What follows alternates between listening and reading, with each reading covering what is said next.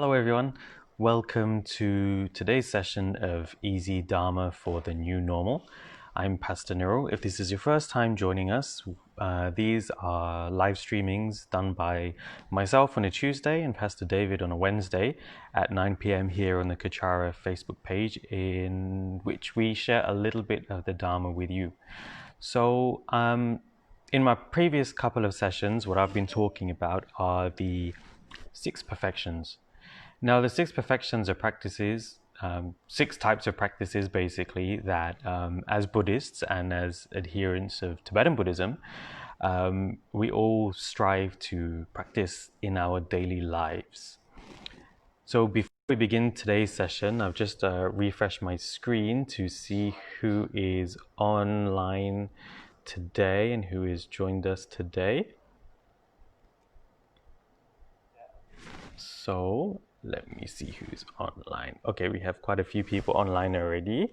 Kwan Ming is online. Good evening. Munteng is here as well. Nice to see you. And Kin Ho, another regular. Thank you for joining tonight. David Chu is back online as well. And I see Martin and Pastor Tat Ming and quite a few other people, but I can't see exactly who. Thanks everyone for joining today's session. So in my previous sessions, this is the fourth in the series on the six perfections. So to do a quick recap of what the six perfections are, the first one is dana, generosity. The second one is, how do you say it in English? Morality, okay, or discipline. The third one is patience. The fourth is what I'll be talking about today, which is diligence, okay? Also known as perseverance. And the fifth one, which I'll be talking about next week, is meditative concentration. And the sixth is wisdom. So these are six things that we should strive to practice every single day. And the six perfections is about practicing these things when you're not doing formal practice. By formal practice, I mean sitting down in a meditation session, or maybe you're doing your sadhana in front of your altar, or you're doing praise. That's what I like to term as formal practice. So this is, so the six perfections is not formal practice. So it means basically any other time of the day.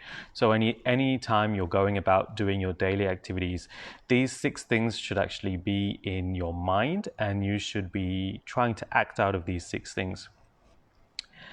Now, just to recap, the explanation that I have been giving of the six perfections actually comes from the Lam Rim. So if you have been reading books or reading up on the six perfections, which is fantastic, you will see that there are slightly different presentations of what it is. Okay, so that might be the reason why it differs slightly, only slightly, from the way that I have been explaining. So usually when you're talking about the six perfections, each perfection, just as in my previous sessions, are divided up into three categories. And what I like doing is actually going into each of these three categories. Now when it comes to diligence, the Sanskrit word is virya, okay? Diligence it's called diligence. Some people may also know it as perseverance. Some people may also know it as joyous effort. They're kind of are all translations of the word virya. Now, in Sanskrit, actually, it's more than just diligence. It's more than just patience. And that's why I like to use the phrase joyous effort, because it has a connotation of being, of joyfully doing something, but also bravely doing something. Okay, and keeping at doing something, over and over again until you have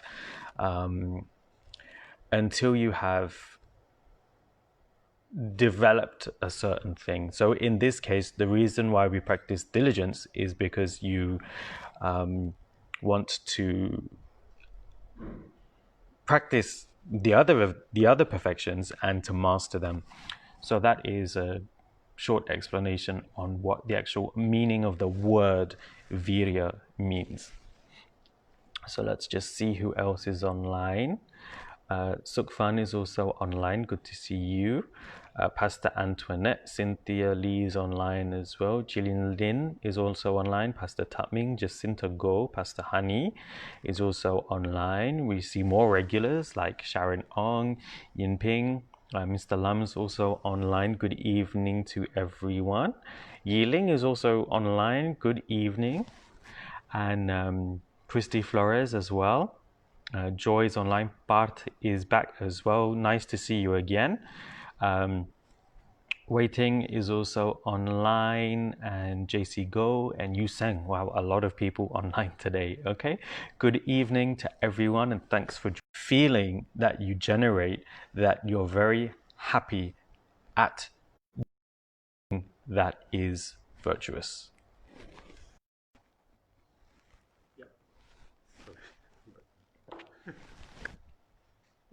Okay, hello, we're back on. Sorry about that. We had a little bit of a technical difficulty. So I'm going to backtrack a little bit because I think maybe I went offline a little while ago. So I will backtrack a little bit. So according to the Lamrim, diligence is actually one of the key of the six perfections. And the reason why it is important is because it is actually the key to achieving and mastering all of the other six perfections. And any virtuous state of mind, anything that we need to train in, for example, within the Dharma, we always say that we need to develop compassion, we need to develop love, we need to develop mind. All of this can be developed, but joyous effort and diligence is the key to making sure that we develop them to their fullest potential so that they can actually benefit us in our daily lives and also on our spiritual journey towards enlightenment. So diligence is a direct counter to three things. And the first of these is actually laziness. Now, laziness in the Dharmic sense of the word, I mean, obviously you have various forms of laziness. You have laziness to get up out of bed to go to work. You have laziness to cook a meal, you have laziness to deal with certain situations or certain people. But the explanations of the six perfections, especially joyous effort, actually takes you another step. Now it is actually about laziness to do with spiritual practice. Now there comes a time when, Pastor David has actually talked about this before, when you're on your honeymoon period in the Dharma. So you're very gung-ho about doing everything. You want to do 10 malas of migsama every single day. You want to go to all the pujas. You want to make as many water offerings as you can. And happens is because it's not actually feasible to actually do all of that on a day-to-day level in our lives, because we are living in the secular world as well, when we do have secular needs that we need to fulfill and to look after our own welfare. Probably everybody here has got families, so you're going to be wanting to look after your family as well and provide for them. It is not actually feasible to do so much Dharma activities and to keep the same pace of doing that much, because obviously there'll come a time where you'll face some sort of burnout. The honeymoon period is over. When people actually get extremely lazy when it comes to spiritual activities. So you will actually hear about those people that were doing those 10 malas of migsama a day, all of a sudden stop doing practice altogether. And you ask them why, and they'll tell you that, I don't want to do it, it's too much. I can't do 10 malas. But they get lazy to the point where they don't actually even do 21 miksemas or even 7 miksemas a day. They just stop completely, because what they're now facing is that laziness to actually do something virtuous, whether it is make offerings, whether it is go to a puja, whether it is making water offerings, or having a regular meditation session every day. They become lazy. And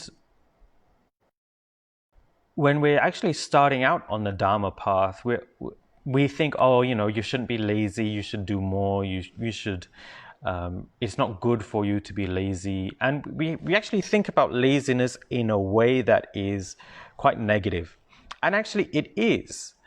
But laziness is also something that the Dharma teaches you how to overcome. And I'll explain that a little bit more. But this laziness isn't just about doing things like doing your sadhana every day. A lot of people actually find it a chore to go to a puja, because sometimes pujas are very long. So, for example, we have a monthly puja every month, because it's monthly. In Kechara, it's the long Doje Shuddhan Puja, and it can last for quite a number of hours, because it is done according to ritual. It is done according to tradition, with the melodies and the chants and everything. And each part of the puja actually has a purpose. It has a purpose. It is an offering. It is a way for us to generate merit and purify negative karma. But a lot of people find themselves quite lazy to actually attend, because it is so long. They just don't want to sit through the entire thing. So they actually feel lazy. So they don't, after a couple of months, they end up not attending the puja. So here is where diligence or joyous effort comes in. Now, when you're talking about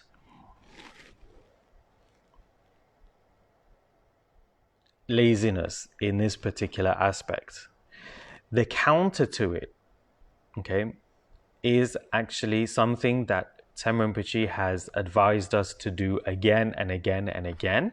And a lot of us probably haven't done it as much as we should. And this is to meditate on or contemplate on impermanence. And more specifically, as the Lam Rim tells us, is to actually contemplate and meditate on death. Now, this to a lot of people sounds very morbid. It's something that people don't want to do. And even though, Rinpoche has blog posts on it, Rinpoche has shown you, in detail how to go about doing it.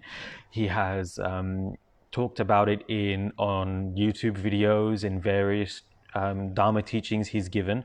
Rinpoche said the best cure, the best antidote for being lazy, especially when it comes to doing something virtuous, is actually to meditate on death. And a lot of us have a innate kind of repulsion or revulsion towards that, because we don't actually want to think about dying.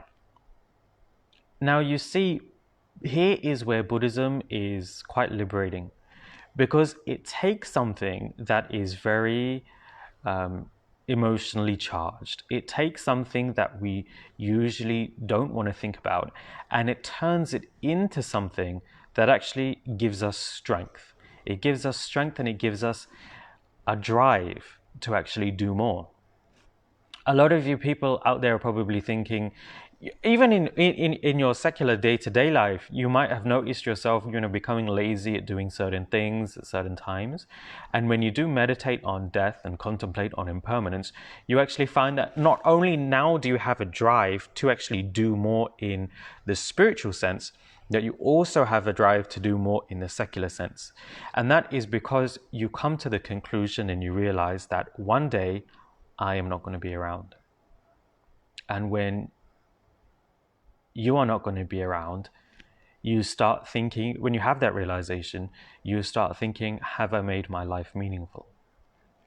And when you start thinking about meaning in your life, you actually develop the diligence or the joyous effort to overcome laziness and to actually do something better, to do more Dharma work, to make more offerings, or not even to make more offerings, just to make offerings on a daily basis. Remember in one of my previous sessions when I was talking about taking refuge, one of the commitments of taking refuge is to make at least one offering to the 3 jewels every single day. How many of us are actually doing that? How many of us actually make water offerings on our altar every single day? How many of us are actually, even when you sit down, the example I gave, the most easiest example to do is to do the food offering prayer before you eat, because all of us have to eat 3 times a day. Some of us like to eat more than 3 times a day. So you can turn a simple act of eating into an offering. And when it becomes regular, when you have the diligence to make sure that you do it regularly, then you will truly see the benefit of things like making offerings, of doing your sadhana, of having a regular meditational session every day. So the key to overcoming laziness and to actually having diligence, to developing joyous effort, is actually to meditate and contemplate on impermanence and death. Because when we realize our lives are finite, they will end.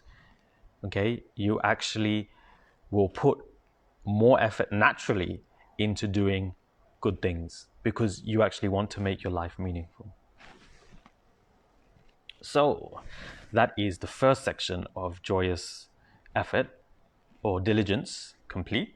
Okay, that was on laziness. If you do have any questions about that, please do ask. I haven't seen any questions so far. Let's see who else is online. Okay, so we have Ka Nun Tio is also online. Hello. Karen Wong is also online. Good evening to you.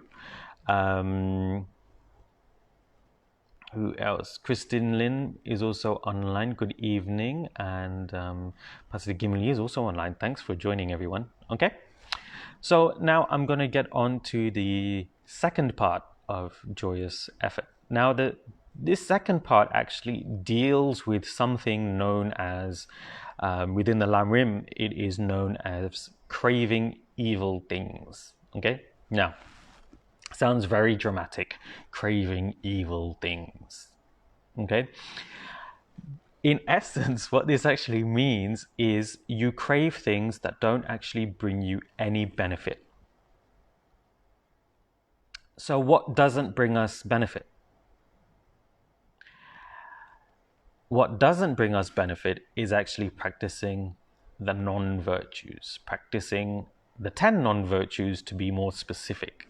Okay, so people who have been watching my sharings will see a very, very common theme throughout all of my sessions, and you're probably tired of hearing it by now, all the way back to the first series of sharings that I gave during Easy Dharma for Difficult Times, which was the first Noble Truths. And then I went and talked about karma, and then I went on to talk about the 6 realms, and then I went on to talk about things like refuge. Now, it is always about doing things that do not lead to suffering and doing things that will actually lead to happiness. So when I'm talking about happiness, I'm actually talking about ultimate happiness. And ultimate happiness within Buddhism is actually to achieve enlightenment. So what I've been harping on about, okay, throughout all my sessions is actually the basis of this, of practicing things like, or understanding the 4 Noble Truths and practicing things like keeping your refuge vows, practicing the 10 virtues in opposition to the 10 non-virtues. So I'm not going to get into the 10 non-virtues once again, okay, because I've probably been through it 5 or 6 times throughout these sessions. But it's things like, going after things like, okay, I'm going to give you an example.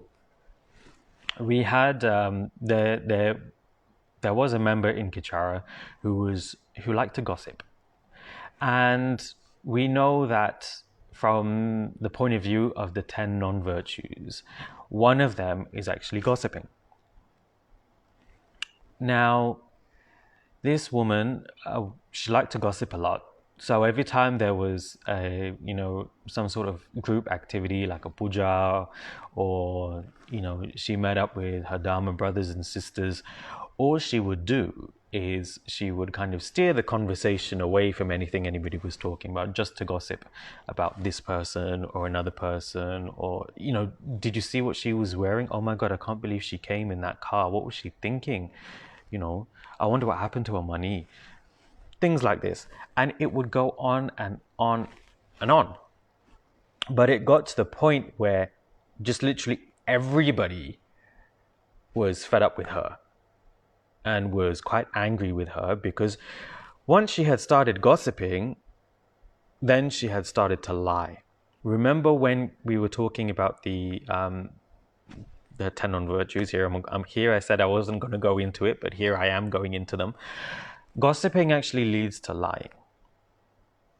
And for people who crave to gossip, who crave to talk about others, this will eventually lead to lying. And when it leads to lying, it creates a whole another set of problems, especially when the people who you're lying about or you're gossiping about actually hear it. They're hurt emotionally. When they're hurt emotionally, they themselves have an emotional reaction to it, which can lead to other situations. So the situation got to a point where almost everybody was fed up with this woman. She had started lying about people, and she got herself into some difficult situations when she was confronted about what she had been saying. So this is an example of actually craving after evil things. This woman had a craving for, or need, I'm not going to say need, it's more of a want. She had a want to gossip. Okay, so she was craving after the evilness of gossiping. So this is what diligence or joyous effort actually teaches us not to do. It actually teaches us how to overcome this want for negative things. To indulge in one of the 10 non-virtues actually. But these negative things actually cover more than the 10 non-virtues as we know it. They also cover things like fame. Now, every one of us in some form or another actually want to be famous. We could want to be a famous movie star, we could want to be a famous singer, we could want to be famous by having, a luxury car. We can want to be famous in the workplace by being the best employee, the employee of the month, 12 months running, which is, 5 years in a row or something, I don't know. We want to be famous in that we always want to, always have the best clothes, to look good amongst our friends. We want to be famous by knowing everything. You being the know-it-all. You're in a conversation, at dinner with your friends or everything. You know absolutely everything about, politics. And you're showing everybody you know a lot about politics. It can go further than that. You can be a parent, and you can be famous because you want to be the best parent out there. You want to show everybody that you're the best parent out there. So you force your kids to do well in school, to do well in sports, to do all of these things because you want to be that famous parent. So you see here, it is more than just about your need for things like gossiping. It can cross over into things like fame, okay, or the 8 worldly concerns. These things are known as they're negative things. They're things that will actually ultimately lead you into to something negative. In that moment, in that instant, you'll probably think someone praises you because you have, you're the best parent in the world. Oh my God, your kids are so great. They're so smart. They're always dressed well. They're doing well in school. They're doing well at sports. They can play musical instruments. Your kids are fantastic. And then you hear that praise. And you kind of feel satisfied because you feel fulfilled because you had a craving for that and it was fulfilled. Somebody gave you that praise. So when that happens, you feel a sense of happiness, you feel a sense of pleasure. But that happiness and that pleasure isn't going to last because that only lasts for that instance. Later on down the line, and this is coming from experience because I used to be part of the education team at Kechara House, and one of the classes that I used to help to teach was the teenager class. And this is something that I've actually talked about previously in one of my sessions. But within Asian society, whether you're Chinese, Indian, whatever, parents always have this expectations of their kids to do well, and they push them too hard. So in this instance, when you push your kid to be the best at everything, it is going to cause issues. It can actually cause issues between the parent and the child because you don't understand them to do what you want because you want that fame of having the perfect child. So it creates a distance between a parent and a child, and this obviously has tremendous negative impacts on a parent-child relationship. It can also cause issues in the child's psychological development. So ultimately, these things are not going to lead to happiness. They're actually going to lead to some form of negativity. So here's where diligence comes in. And here is what the teaching of diligence teaches us about craving these evil things. And you contemplate on the fact. Yes, you may gain a momentary happiness from doing something, but in the long run, it is not going to actually lead you to happiness. So what would you rather have? Would you rather have short-term happiness, which is very fleeting? It will happen, you'll be happy, but then it will fade. Or would you rather want happiness in the long term? And the long-term happiness, as we all know, within Buddhism, we happen to call it enlightenment. So that is actually the third section of diligence over. Anybody have any questions? Nobody's posting any questions. Okay. Seen some other people join. Kent Cox online. Leon is also online. Tata Ong is also online. Good evening to you. And thank you for joining. So I'm going to get on to the third section of diligence. And this is actually to dealing with a very important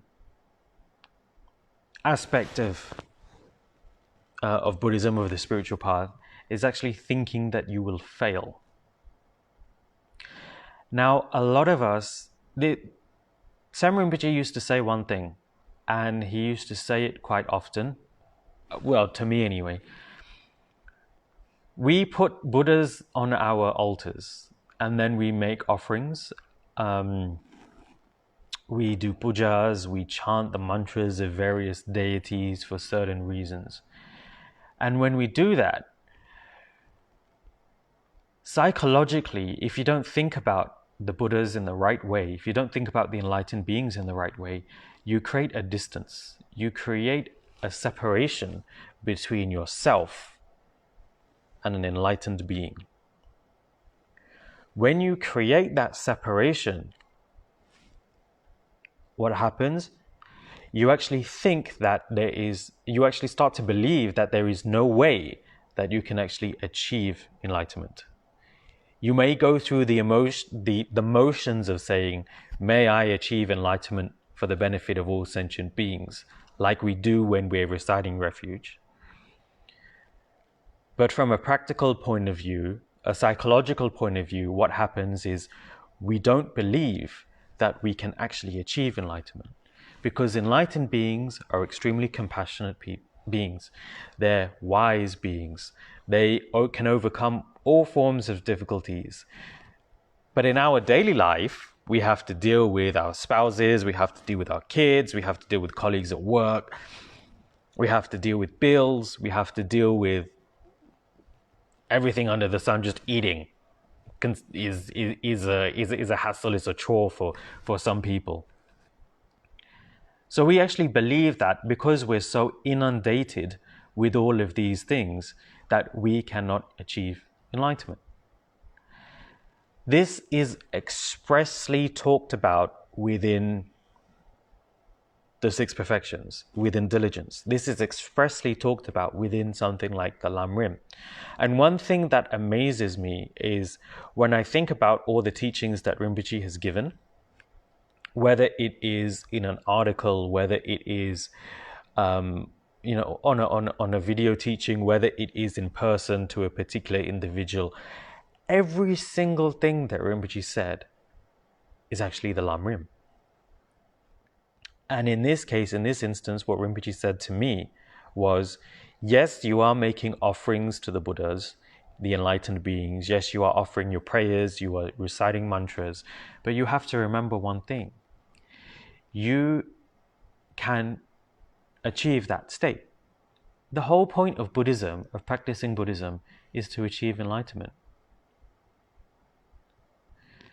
And this is something that we oftentimes forget within our practice, whether it's, we forget when we're actually doing our sadhana, we might forget it when we're coming for a puja, we might forget it when we're doing something virtuous. But that's what Buddhism is. It is about working on ourselves to actually achieve enlightenment, is to become a Buddha ourselves. But a lot of the time, we don't think we can do it. We don't think at all that we can do it. Because we have so many of these negative qualities, of these negative habituations in our mind streams, and we kind of lose hope. We might not lose our faith. We don't lose the faith in the three jewels because we do have faith in them. What we lose faith in is our own ability to actually achieve enlightenment. So this is what this section of diligence actually deals with. And in order to come this belief that mistaken belief that we will actually fail in our spiritual journey to achieve enlightenment, is actually to contemplate on two things. One is to actually contemplate on the Buddha's life story, whether it's Buddha Shakyamuni. It can be also the life story of any enlightened being. For example, Lama Tsongkhapa. You can even contemplate and meditate on Rinpoche's life. When you meditate on their lives and what they did, it is to give you a confidence in what they taught. And what all of them taught is that you can achieve enlightenment. So once you have faith in a person, you can have faith in their teachings. And I want to share with you a story from a sutra which is mentioned in the Lam Rim. Again, I'm very sorry, but I cannot remember the name of the sutra. I'm very bad with names sometimes. Somebody said to the Buddha, "You're a Buddha, you're an enlightened being. I'm never going to be able to achieve what you have achieved." And the Buddha turned around and smiled to this monk and said, "Actually, yes, you can." And then the Buddha said, "Look, there's a fly on your shoulder." So the monk looked, and he did in fact have a fly on his shoulder. And the Buddha said, that fly is going to achieve enlightenment. If that fly can achieve enlightenment, so can you. Here what the Buddha was actually trying to say was that even a fly can achieve enlightenment. So you can, as a human, with all the faculties that a human does, that a human has, can achieve enlightenment. So this was what the Buddha taught into overcoming that fear of, or the belief of failing to achieve enlightenment, is to actually meditate on the lives of the holy beings and their teachings, because each and every single one of them told you and tells us that we can achieve enlightenment. So this is something that we should remember. This is something that we should not forget. This is something that we should have faith in. And when you have faith in that, it develops diligence and you develop joyous effort. And that's what this perfection is, diligence. I still have no questions. Nobody has any questions? Really? Okay.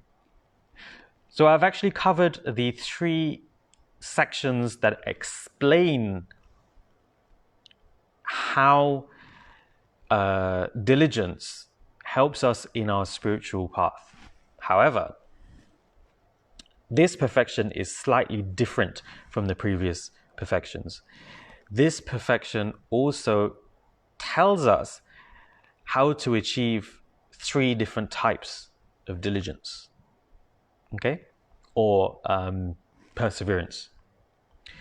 The first is known as the diligence of wearing armor. Now, if you know anything about battle, when to be safe from any harm, warriors, they wear armor. They wear armor, they go into battle to protect themselves. This particular joyous effort, which is termed armor, like armor. So it's like something you wear to protect yourself.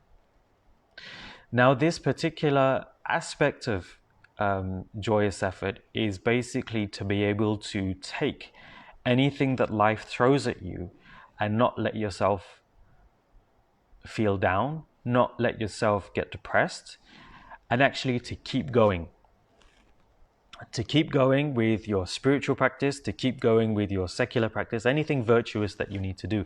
And how these types of patience, these types of perseverance, diligence, how they come about is doing what I've mentioned previously, which is to 1, meditate and contemplate on death and impermanence, to realize that non-virtuous things are impermanent. They won't last when they bring you happiness. And the third is to meditate and contemplate on the enlightened beings and what they taught, that we can achieve enlightenment. This is how you achieve these 3 types of joyous effort. Okay, so I'll quickly finish. I do have one question. I will finish armor-like joyous effort. So it basically helps you to protect yourself from helps you to protect yourself from any negative things that will come at you, because you know the benefits of doing virtuous things and you have a diligence, a joyous effort in doing it. So no matter what happens to you in life, you will keep persevering because you know the benefits of having diligence, of having joyous effort. Now, I've got a question from Yap Yan Fang, and the question is, will diligence lead to anxiety? Actually, no. Diligence will not lead to anxiety. Actually, diligence will actually lead you to be less anxious. If you practice diligence, also known as joyous effort, and you work at practicing it again and again, it is actually the entire opposite of anxiety, okay, of being anxious, because people are anxious when, and you have anxiety when you think something is going to go wrong. And it's not just about it, but if you look deeper than that within anxiety, it is an uncomfortable feeling that comes about when you don't want to, when you think you won't be able to handle it, the situation. It could be a person, it could be a situation. You don't think you can handle the situation. That's when anxiety kicks in. The diligence that I was just talking about, also known as like armor, putting on armor, like a warrior's armor, is actually a direct antidote to anxiety. Because when you have diligence, when you have joyous effort, no matter what happens, you know that you should just keep going. You keep going, you keep going. You do what you need to do from a spiritual perspective. And when you do that, it counters anxiety. There are many methods within Buddhism that can counter anxiety, but the only way that they will actually work is if you train yourself to be able to do it. And that is why this diligence, this armor-like diligence, comes into play, because you know the benefits of training yourself in these methods, and that is how you will overcome anxiety in the long run. So I hope that answers your question.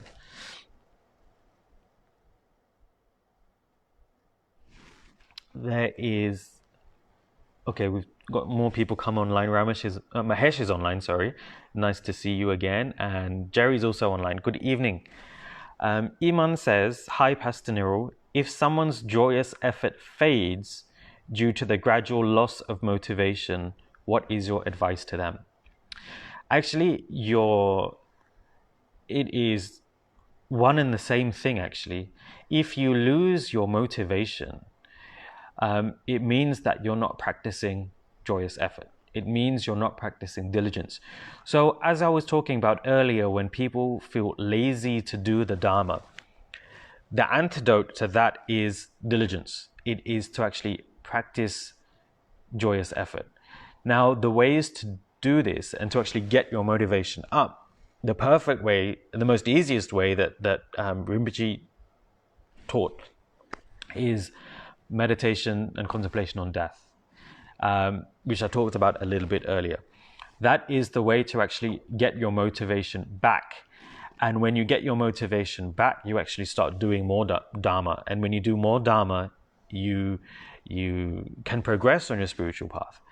So the advice for that, when you lose your motivation to do anything Dharma related, to do anything in terms of bettering yourself to become a better person, the best thing to do is actually to meditate on death, to meditate on impermanence, and not just your own, but actually also of the people around you.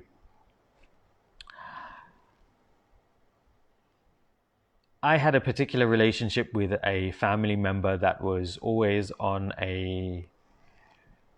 it was always quite rocky. It was never how I envisioned that relationship to be.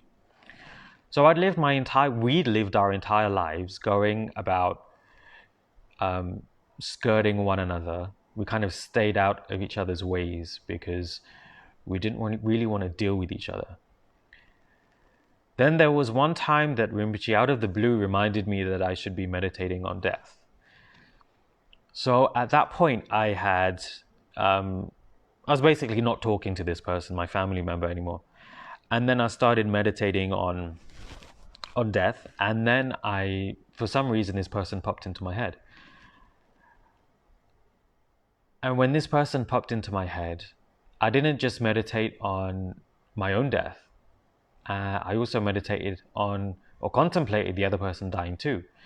And what I found then was actually I did want to be in this person's life, and I wanted them to be in my life because deep down I did love this family member. So I contemplated it a couple of times, and it led me to open up communication with my family member again. And this family member obviously didn't want to talk because she also wanted to stay away from me. So, but over time, what happened is I managed to kind of convince her to talk on the phone. And as part of that conversation, I just kind of very bluntly said, look, one day I'm not going to be around. One day you're not going to be around. And that was a key in actually helping us to overcome our problems between us, because we actually realized that we did want to be a part of each other's lives. Now, it wasn't as simple as that, and then it ended like that, and then we're perfect family members. Okay? It was the starting point to overcome the difficulties that we were facing. But the thing that kept both of us going was that memory of, and that realization that both of us one day are not going to be around. So it was that meditation and that contemplation on impermanence that led us to improve our relationship. And so it's a thing we're still working on, but at least we're talking, and we want to be a part of each other's lives now. And that was due to meditation on death and contemplation of it. It is as simple as that. Now, what does that have to do with your question? It is, this meditation and contemplation on death isn't just for Dharma, things. It isn't just about, giving you motivation to do your sadhana, to come for puja. It is also your motivation to actually become a better person, to become a nicer person, to become a kinder person, to become a person that can heal relationships with people that, for whatever reason, you have fallen out with. It is a motivational factor. It is the factor that will actually define your entire life, whether it is spiritual or whether it is secular. And this is one of the amazing factors of practicing the Dharma, is that usually we only think about it from a Dharma perspective. But when you think about it deeper, this Dharma perspective actually goes to the core of your very being. So then everything you do from this basis. And having that motivation, that motivational factor, which comes about from contemplation on impermanence, actually pervades your entire being rather than just one particular aspect of it. So I just wanted to make that clear. We've been talking about it from a Dharma perspective, but don't forget all of this is practiced within daily life. So any of the benefits that you get from it actually are across the board throughout your whole entire life. That is how Buddhism allows us to become better people. It allows us to become kinder people. And the thing is that people around you will notice you changing, and will actually start to appreciate you and your effort in practicing the Dharma more. So I hope that answers your question. Don't have any more questions, so I will talk about two more forms of diligence. So I told you before that there's three forms. The first, which I've talked about, was diligence like wearing armor. The second one is the diligence of what is known as collecting good things. Now, collecting good things means that you put effort into doing virtuous things. So virtuous things is things like making offerings, doing your daily sadhana, having a meditation session every single day.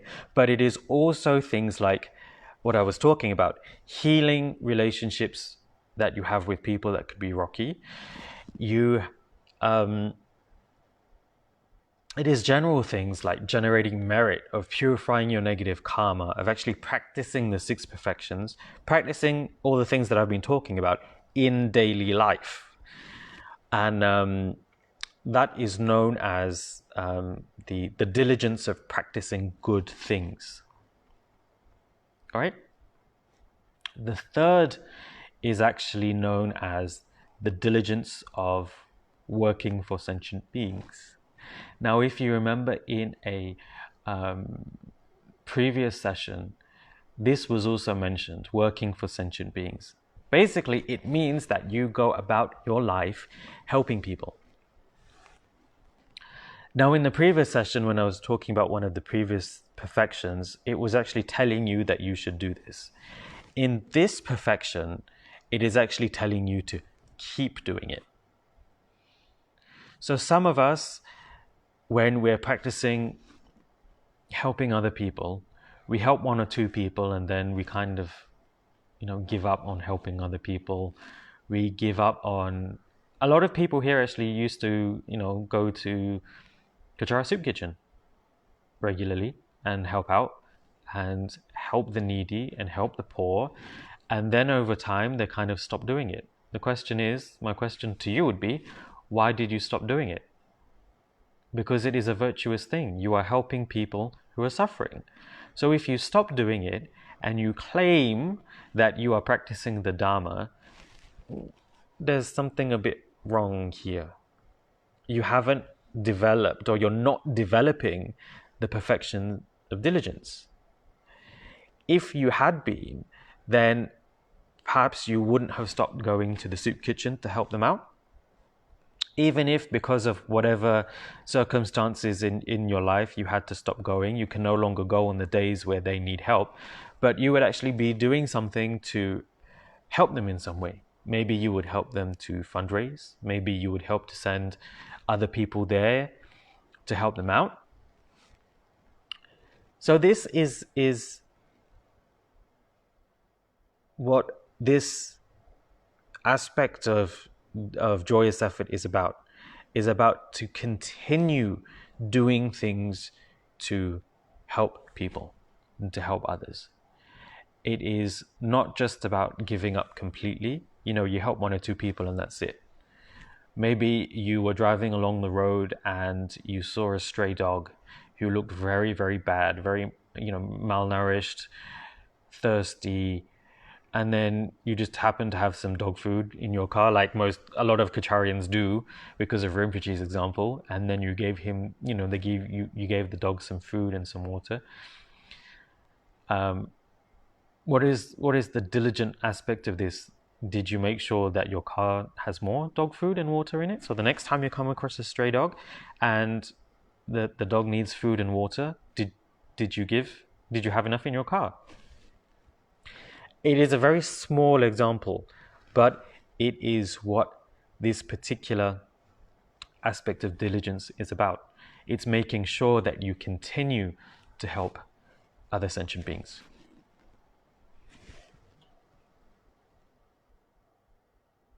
So I've got a comment from Yiling. Thank you for pointing out that meditation on death and impermanence will benefit us in Dharma practice and daily life. We sometimes forget to make that connection on a profound level. Yeah, Yiling, you're absolutely correct. When we think about the practice of the Dharma, we think about it as separate from our life, from our daily life. And it's not. It's actually part and parcel of it. Yiling's also asked the question, joyous effort can start as effort but become a natural instinct with practice. Oh, absolutely. Joyous effort at the beginning is something that we need to work on. Okay? It is something that we kind of need to force ourselves to do, is to force ourselves to remind us that doing virtuous things is good. But as you actually get into doing it, and when you go about your life doing it, making it a habit, it becomes almost a habitual, like a natural instinct. I'm not call it habit, because usually habits are termed, when we think of the word habit, we usually think of something that is neutral or negative. So I'm going to call it a yeah, what you put, a natural instinct, which is great. Now, this actually brings me on to, I have just seen another comment, but this actually brings me on to what I wanted to conclude on, which was to remind everyone that the practice of the Dharma is not instantaneous. It is something that we need to work on. So when we are talking about these 6 perfections, I've kind of explained, in the case of each of them, I've explained what it is and actually how to go about doing it. It is a process. Spiritual transformation is a process. It is not instantaneous. When you need to put everything that I've been talking about into practice, and at the beginning it will be forced, and then over time, as it becomes habit, your transformation itself becomes a habit, it will become easier for you to do to the point where it almost becomes natural.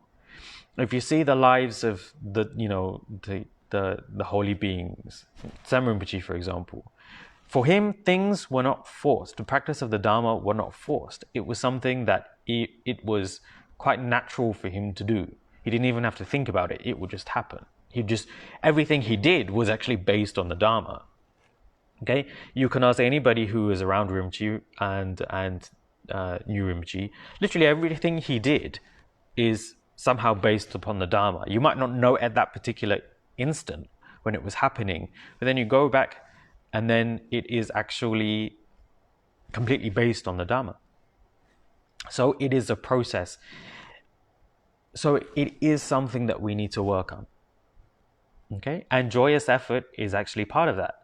But when you get joyous effort, the rest of the things that you need to practice actually becomes a lot more easier, because you have that joyous understanding that what you are doing is actually good, is actually virtuous. So it gives you that inner sense of that inner feeling.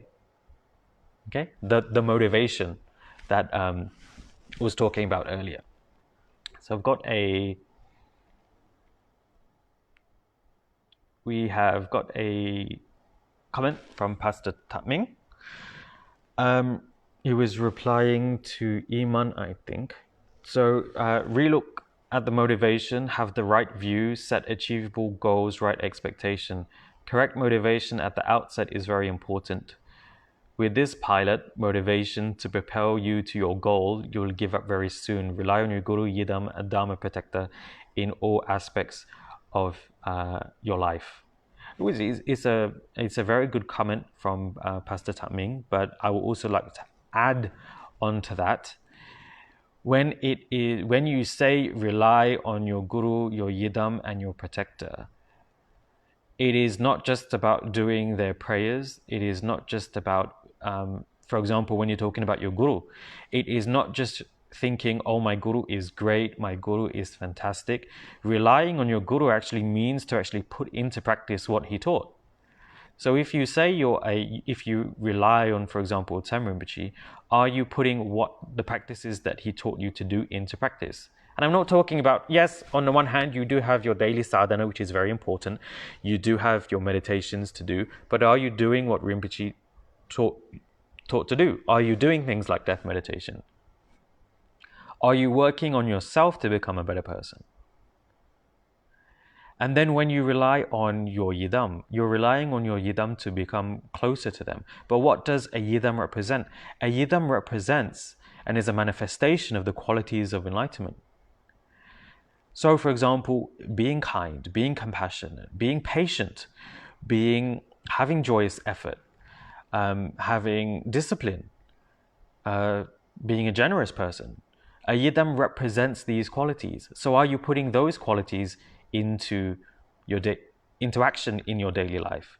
That is how you also rely on your Yidam, and how to rely on your protector. Now, what do protectors do? Protectors, in essence, they do one very important factor. They hold back your negative karma. When they hold back your negative karma, you have time to practice the Dharma. And practicing the Dharma is about transforming yourself to become a better person. So are you relying on your Dharma protector correctly to become a better person, and in the process generating merit and purifying your negative karma? Or are you relying on the Dharma protector to hold back your negative karma, but then continuing on with your neutral or even your negative habits and allowing that karma that the protector is holding back to grow and grow and grow and grow? If you're allowing that, you're not relying on your protector, because that's not what your protector wants.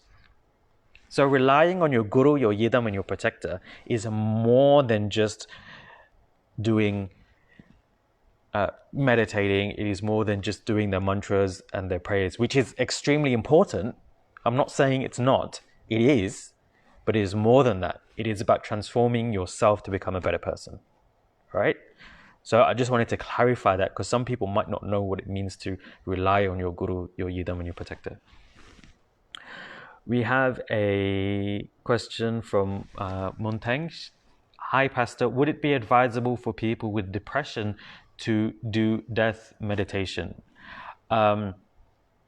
In the case of people with depression, probably not a good idea for them to do death meditation, because it can actually lead to them falling more into depression.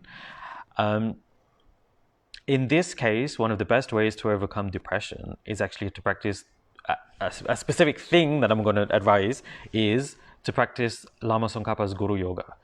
Recite Lama Tsongkhapa's Guru Yoga every single day, and recite as many Miksama mantras as possible. That can lead to getting rid of depression.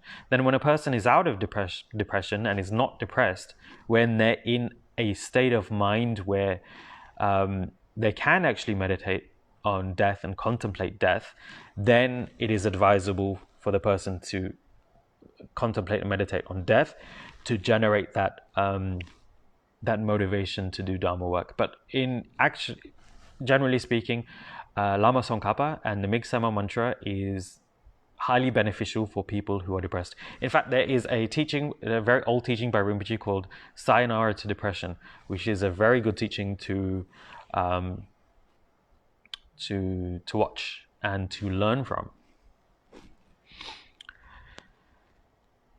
So I hope that answers your question. I have a question from Gillian Lin. Pastor, if it because of COVID-19 we have to stop doing our food bag distribution, what is your comment on this?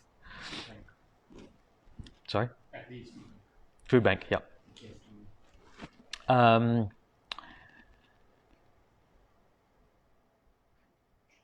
Unfortunately, during the situation we live in is called samsara. So anything that we try to do, there are going to be situations where we have no control over.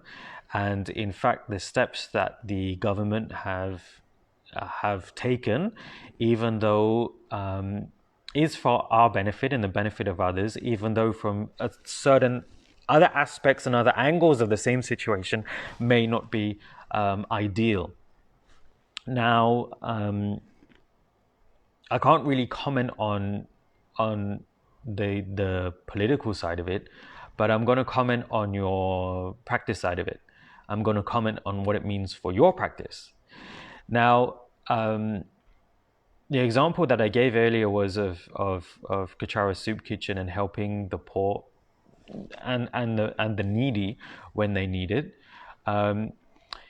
Yes, there are ways in which, because certain things that the soup kitchen have had to stop due to the COVID situation, there are ways in which that you can help.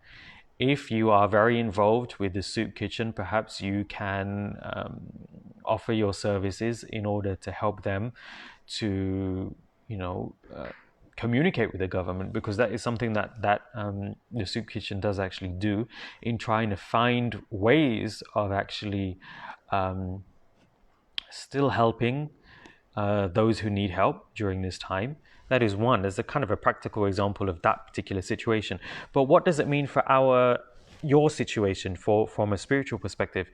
The soup kitchen was just one example that I was trying to give of the diligence of continuing to working for sentient beings. Now, in order to, and it's not reliant on the soup kitchen. You see, working for sentient beings is not just about the outward appearances of the normal examples that you would know about helping for sentient beings. Helping others also means helping your family, helping your friends. Are they going through things that you might not know about? Are they going through a hard time? How can you help them? How are you there for them? Are you there for them diligently, or are you only there for them once? So there are many aspects of the working for sentient beings. And this is something that we have to be diligent in. This is what this perfection teaches us to do. So there are many ways of achieving joyous effort or diligence. Got a comment from Mr. Lam. Pastor, I think we need to always bear in mind that we need to manage our expectations so that our joyous efforts will not end up being lukewarm but consistent throughout. What's your thoughts on this? So this is a good comment, and actually touches back on what Pastor Tatming was talking about. You see, a lot of us, we get caught up on expectations. Now, when I was talking about the honeymoon period that Pastor David, mentioned in his session previously, a lot of people have expectations of what they should be doing, of what Dharma practice should be like. So they, they're all gung-ho. They go at it 110 miles an hour, and then, then they start feeling lazy, then they start giving up. On the other hand of it, you have practitioners who say that we should always have expectations of what things should be like and how things should be. Now, I am going to say, and I understand where you're coming from. You're saying to have expectations so that your joyous effort can be consistent. I am going to say I don't believe that at all, and there is a reason why I don't believe that. Because of the way that Sem Rinpoche worked. One of the things that Rinpoche did in daily life, and the way that Rinpoche trained people, is not to have expectations. And when you have expectations about what you are doing, especially when it comes to your spiritual path, these expectations are going to be damaging, and these expectations are going to be limiting. For example, you have an expectation that you can only do 5 minutes of breathing meditation a day. Okay? And that is not an expectation. There's a difference between an expectation and a goal. So you have an expectation. You expect yourself to do breathing meditation 5 minutes every single day. And you start off doing it, and you fail. And then you start up again, and then you start doing it. And then you develop the joyous effort of having diligence, of having joyous effort. Then you meet your expectation. Now you're doing 5 minutes of breathing meditation every single day. That expectation has now become limiting, because now you're only doing 5 minutes, and you're only limiting yourself to 5 minutes. But for breathing meditation to be more of a benefit in your life, you need to go above 5 minutes. You need to do more than 5 minutes. You need to do 6 minutes, 7 minutes, 8 minutes, 9 minutes, 10 minutes. But your expectation has now limited you to only 5 minutes. Now, this might sound like a very simple example, but it's not, because when you have expectations, and when you start meeting your expectations, you will also become lazy. You will become lazy to overcome your expectations. or to set new expectations or new goals, something new to achieve. The logical thing would be you've reached 5 minutes every single day, now you're going to reach 10 minutes every single day. But when you have an expectation, it becomes limiting. You see, when Rinpoche did something, he didn't have any expectations. He knew of the benefits of doing what he was doing, but he didn't expect anything. I'll give you an example.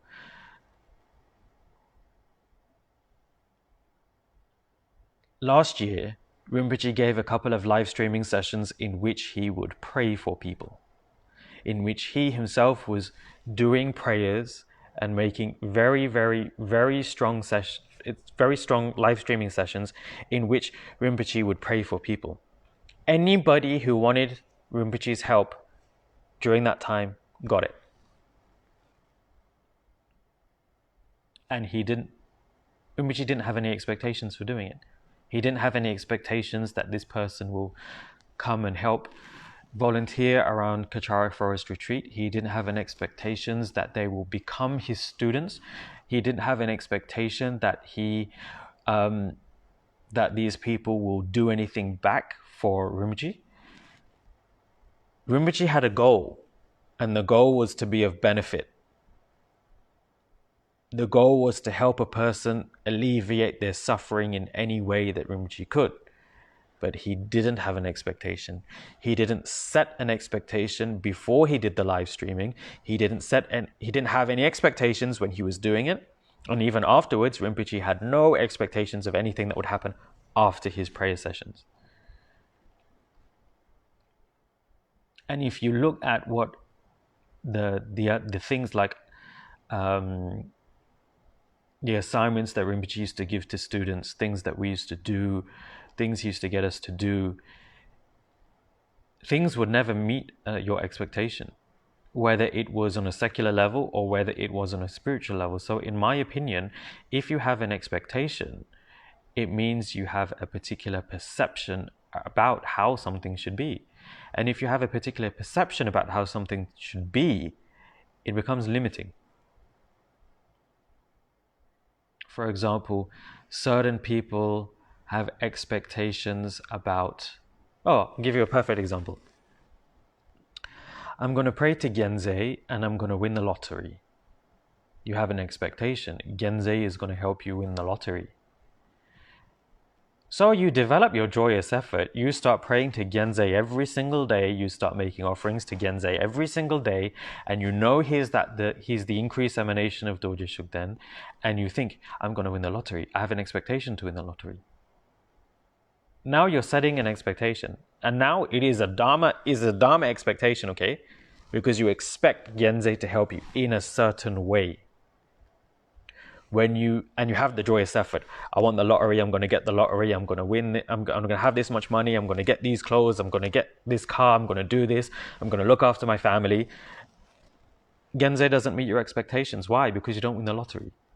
And then when you don't win the lottery, everything goes downhill. Okay? But you didn't realize that Genze actually held back the karma for you to have a very nasty financial situation in which you would have lost your money. He helped you generate the merit to actually be able to actually provide for your family food, shelter, clothing, to cover your bills and everything. You didn't think about that, but you thought about the expectations not being met. So even when it comes to things like joyous effort and having expectations, from a secular point of view, it would be, you should have expectations. But actually from a Dharma point of view, no expectations. From my personal understanding and my personal experience with how Rinpoche used to do things is you don't have expectations on the Dharma path. Because expectations are limiting. That's just my take on it. Okay.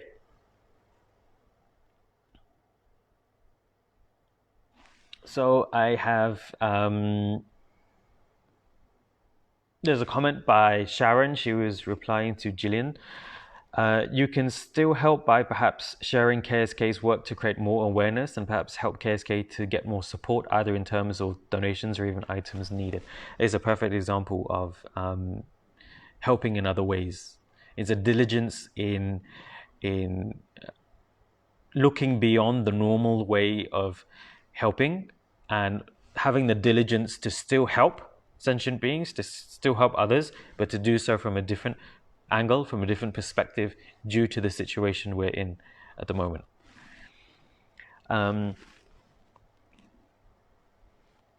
Yiling also said that benefit other sentient beings without agenda is a mark of a true bodhisattva. Yeah. But remember what I was talking about. Part of the diligence, part of the perfection of diligence is actually to remember that you can achieve enlightenment. If you can achieve enlightenment, basically means you can be a bodhisattva right now if you start practicing. If you practice the Dharma, if you practice the 6 perfections, you yourself can be a bodhisattva. Okay?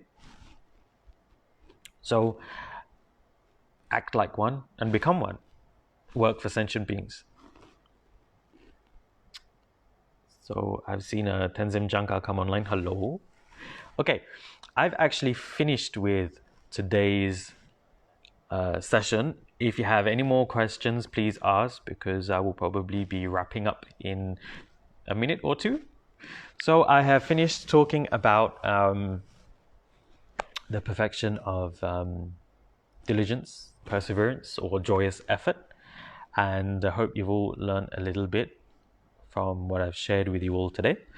So thank you for joining. From next week, Tuesday 9 p.m, I'm going to be talking about meditative concentration. Now next week I'm not going to be going into how to do it per se, but I'm going to explain why it is necessary on the spiritual path and the various forms of meditation that we can engage in. Now if you do want to learn about meditation or practice it, you can join JP on his live streaming. Okay. David Chu says, thank you for tonight's sharing. It's my pleasure. Thank you for joining. Tomorrow night is Pastor David at 9 p.m. here again on the Kechara Facebook page. Tomorrow is going to be a little bit of a special edition because we have been requested to talk a little more about Tantra. So Pastor David will be doing an introductory